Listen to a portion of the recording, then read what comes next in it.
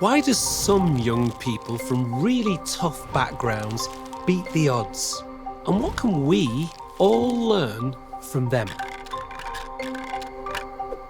When I was a child, I was bounced from children's home to children's home. Yeah, it was tough, but I made it as a writer and as a poet. So this subject, above all, is very close to my heart. How do you do it, said Night? How do you wake and shine? I keep it simple, said Light. One day at a time. There are no simple answers, but we do have some really interesting clues. Some come from a major study which has been following 12,000 children in 4 different countries over a period of 20 years.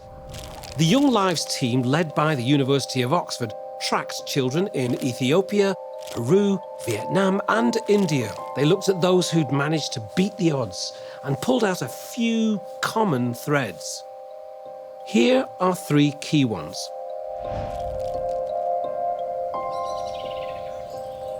I didn't have family around me, and the absence of it actually gives you an opportunity to see just how important these supportive relationships are for a child.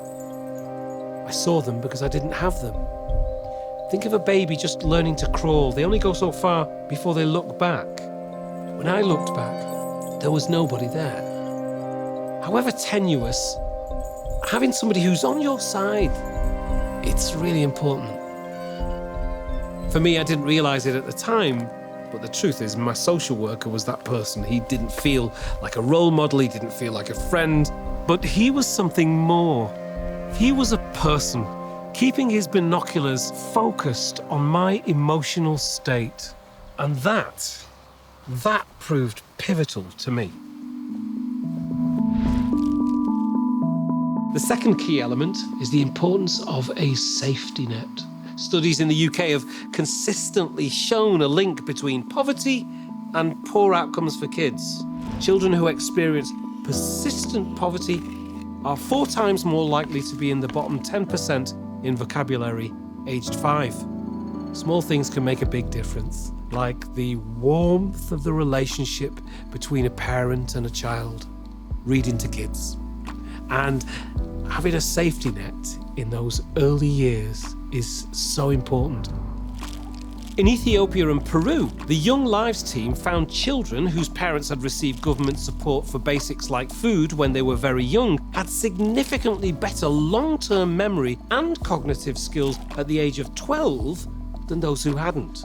The more disadvantaged the family, the greater the impact. And there's similar evidence from the US, where the Baby's First Years study looked at the impact of giving money to the poorest families in 4 cities. They gave $20 a month to one set of families, the control group, and $333 a month to the other group. They then scanned the brains of the babies at the age of 1. And just look at the difference. The images on the left show the babies from the high cash group and those on the right from the low cash group. The babies whose mothers received the high cash gift showed significantly more activity in parts of the brain associated with language and cognitive skills. Wow. When I look back at my younger self, all I wanted was compassion, and second chances are about just that, compassion. I was given a book of poetry by a teacher in the children's home when I was 13 years of age. But it wasn't just the book of poetry which helped me, though it did immensely. It was also the fact that I was worth giving a book to. I was lucky because I found a thing I love, poetry. And regardless of your upbringing, that's one of the greatest things that a child or a person can ever find. What it is that they love. I'm not defined by darkness, confined in the night. Each dawn I am reminded, I am defined by light.